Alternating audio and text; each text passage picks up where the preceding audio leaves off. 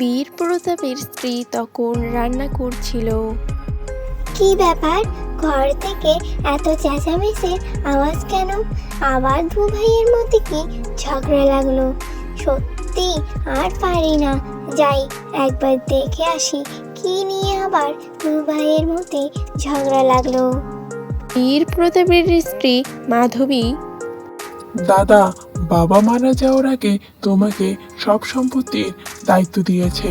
এখন আমি বড় হয়ে গেছি, আমার ভাগেরটা আমাকে দিয়ে দাও। আমি আর তোমার সঙ্গে ঝগড়া করতে চাই না। বারবার তোমার কাছে এসে আমাকে হাত পাততে হয়।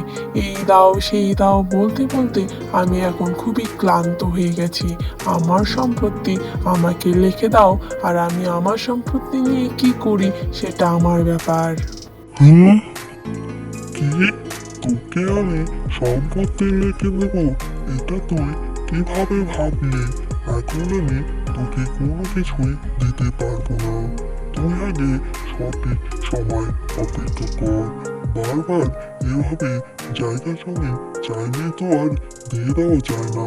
তার জন্য একটা যোগ্যতা লাগে, তা তোর মধ্যে নেই।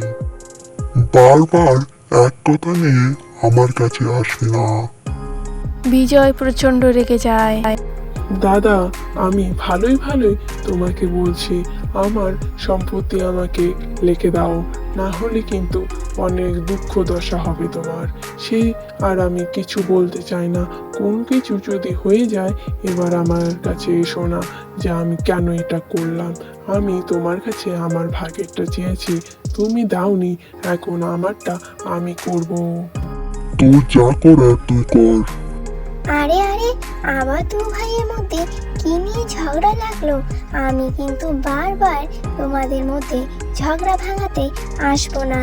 এখন তো তোমরা বড় হয়েছো, ছোট নয় যে বারবার ঝগড়া করবে।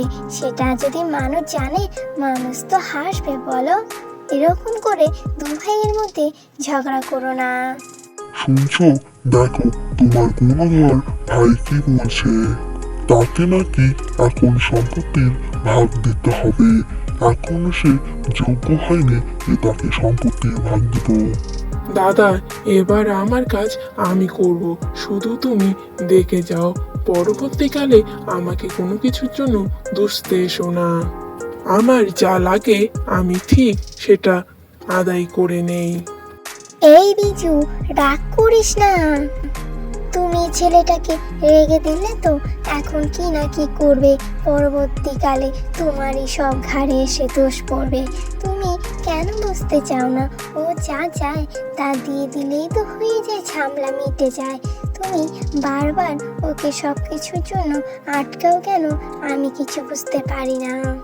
গিন্নি, তুমি কি ভাবছো আমি কি বিজুর খারাপ চাইছি? ওর ভালোর জন্যই ওকে এসব দিচ্ছি না, না হলে ওর মধ্যে অহংকার বাস করবে। এখনই এত অহংকার করছে, পরবর্তীকালে যদি জায়গা জমি লিখে দেয় তাহলে কতই না অহংকার করবে সে। গিন্নি, এই নিয়ে আমি বেশি কথা বলতে চাই না। এখন একটু আমি বাইরে থেকে আসছি। বীর প্রতাপ তখন নিজের কাজে চলে যায়। যা, ওরা করলো ঝগড়া, মাঝখানে আমি এসে ফেসে গেলাম। বারবার যে এরা কেন ঝগড়া করে কিছুই বুঝতে পারি না।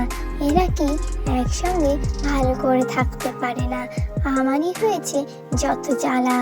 দুই ভাইকে নিয়ে যে আমি কিভাবে সংসার করছি সেটা তো একমাত্র আমিই জানি। ওদের কে বুঝাবে?